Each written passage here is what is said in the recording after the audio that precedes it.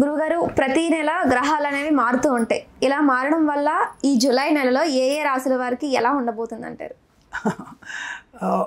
ఒక్కొక్క రాశుల వారికి బాగుంటుంది, ఒక రాశుల వారికి బాగుండదని చెప్పడానికి ఏం లేదు. అయితే ముఖ్యంగా గ్రహాల మార్పు అనేది ఈ నెలలో గ్రహాలే మారటం లేదు, గ్రహాల స్థానంలోంచి పాదాలు మారుతున్నాయి. అంటే మఖా నక్షత్రం పుబ్బా నక్షత్రంలోకి, కొన్ని పుష్యమి నక్షత్రంలోంచి ఆశ్లేష నుంచి పుష్యమిలోకి, అలా నక్షత్రం పుష్యమి నుంచి ఆశ్లేషకి మారుతున్నాయి తప్ప గ్రహాలు స్థానాలే మార్చుకోవడం లేదు. కానీ పాదాలు మారుతున్నాయి. అంటే డిస్టెన్స్ ఒక 10 degrees మారుతూ ఉన్నారు వాళ్ళు. ఆ మార్పు కూడా కొంత ప్రయోజనం కలిగిస్తుంది. ఇక్కడ ఈ జూలై నెలలో వచ్చేటువంటి మార్పు అనేది రవి, చంద్రుడు, బుధుడు, శుక్రుడు, గురుడు కూడా మారుతున్నాడు, గురుడు కూడా పాదం మారుతున్నాడు. కాబట్టి ఈ 5 గ్రహాల యొక్క మార్పు అనేది ముఖ్యంగా చాలా విశేషమైన ఫలితాన్ని అన్ని రాష్ట్రాల వారికి కలిగిస్తుంది గ్యారంటీగా. అందులో చాలా విశేషమైంది మిథున రాశి వారికి. మిథున రాశి వారికి అద్భుతమైనటువంటి మహారాజ యుగాన్ని కలిగిస్తుంది. అలాగే ధనుసు రాశి వారికి నష్టాన్ని కలిగిస్తుంది. ధనుసు రాశి వారికి సప్తమ అష్టమ స్థితి అనుకూలంగా లేకపోవడం వల్ల, గ్రహ మార్పు వల్ల, అంటే బుధుడు రవి యొక్క గ్రహాల యొక్క మార్పు వల్ల ధనుసు రాశి వారికి విపరీతమైనటువంటి ధన నష్టాన్ని, కార్యభంగాన్ని కలిగిస్తుంటుంది. అలాగే మీనరాశి వారికి కూడా కొంత చిన్న చిన్న ఇబ్బందులు కలిగించిన జూలై 15 తర్వాత వీరికి అనుకూల ఫలితాలు కలిగిస్తుంది. ఇక్కడ విషయం చెప్పుకోవాల్సింది మనకి కర్కాటక సింహరాశి వారికి, అష్టమమైనటువంటి సింహరాశి వారికి గురువు యొక్క ఏకాదశ లాభం, తర్వాత బుధుని యొక్క జన్మరాశి ఉన్నటువంటి బుధుడు ఉండడం వల్ల తప్పకుండా మీకు శత్రునాశనాన్ని, మిత్రలాభాన్ని, రాజకీయ రంగుల అభివృద్ధిని కలిగించే అవకాశాలు ప్రబలంగా ఉంటాయి. తులారాశి వారికి రాజకీయ అభివృద్ధి, వ్యాపార వృద్ధిని కలిగించే అవకాశం ఉంటుంది. కన్యారాశి వారికి ఆరోగ్యం ఉంటుంది. కన్యారాశి వారికి షేర్ మార్కెట్, స్పెక్యులేషన్, కమ్యూనిటీస్లలో కూడా లాభాలు పొందుకునే అవకాశం. మకర రాశి వారికి వివాహ యోగం, కుంభరాశి వారికి సంతాన యోగాన్ని కలిగిస్తూ ఉంటుంది. అలాగే మీకు ఈ వృశ్చిక రాశి వారికి కొంత గురుడి వల్ల ధన నష్టాన్ని, బుధ గురుల వల్ల ఉద్యోగ లాభాన్ని కలిగిస్తుంది. అంటే డబ్బు నష్టం ఉంది కానీ ఉద్యోగంలో వృత్తిలో లాభాలు ఉన్నాయి. ఈ షేర్ మార్కెట్ కూడా లాభం కలిగిస్తుంది. కానీ లాభం అనేది దీర్ఘకాలిక పెట్టుబడి పెట్టినప్పుడే వృశ్చిక రాశి లాభం. ఈ డే ట్రేడింగ్ చేస్తే నష్టాన్ని పొందుకునే అవకాశం.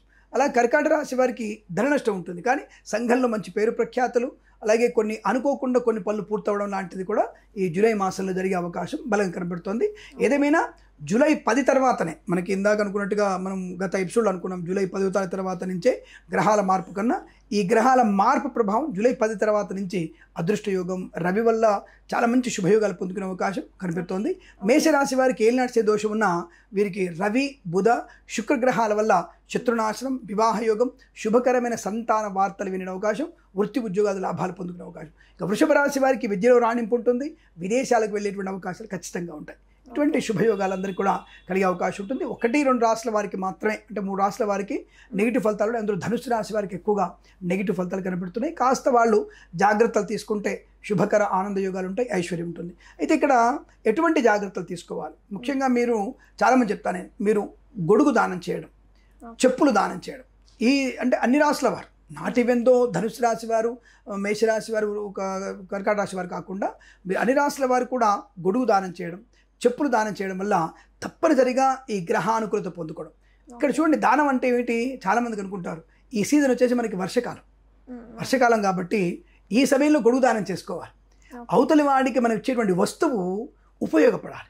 చెప్పులు దానం చేయడం వల్ల పిల్లలకు కానివ్వండి, బీదవాళ్ళకి కానివ్వండి, ఈ వర్షంలో వచ్చేటువంటి అనేక రకాల ఇనుప ముక్కలను కుచ్చుకోకుండా, వర్షంలో వెళ్తున్నప్పుడు చెత్త చెదారంలో మనం ఇబ్బంది పడకుండా చెప్పులు దానం చేస్తే వాళ్ళకి అనుకూల శుభయోగం ఉంటుంది.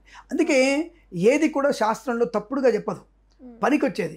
అంటే బ్రాహ్మడికి ఏంటంటే ఆ యొక్క పాపాన్ని భరించగలిగే శక్తి వాడుకుంటుంది. ఆ తీసుకున్నవాడు గాయత్రి జపం చేసుకోవాలి కాబట్టి బ్రాహ్మడికి ఇవ్వమంటారు. నేనేమంటాను, బీదవాళ్ళకి కూడా ఇవ్వండి, ఇతర వాళ్ళకు కూడా ఇవ్వండి, ఎవరికైతే అవసరమో వాళ్ళకి ఇవ్వండి అని చెప్పాను. కాబట్టి జూలై 10 తర్వాత చేసేటువంటి ఈ గొడుగు దానం, చెప్పులు దానం చేసుకుంటే గ్రహాల యొక్క అనుగ్రహాన్ని పొందుకునే ప్రయత్నం, మంచి లాభాలు, సుఖము, సంతోషం పొందుకునే అవకాశాలు ఖచ్చితంగా ఉంటాయి. మన ప్రయత్నం బలంగా ఉండాలి, ధార్మికమైన చింతన బాగా ఉండాలి. అరే ఒక వ్యక్తికి మనం సహాయం చేసే భావన ఎక్కువగా ఉంటే గురుగ్రహం అనుగ్రహం ఉంటుంది. అలాగే ఎవరికైనా మనం వస్తువు దానం చేస్తే కుజగ్రహ అనుగ్రహం ఉంటుంది.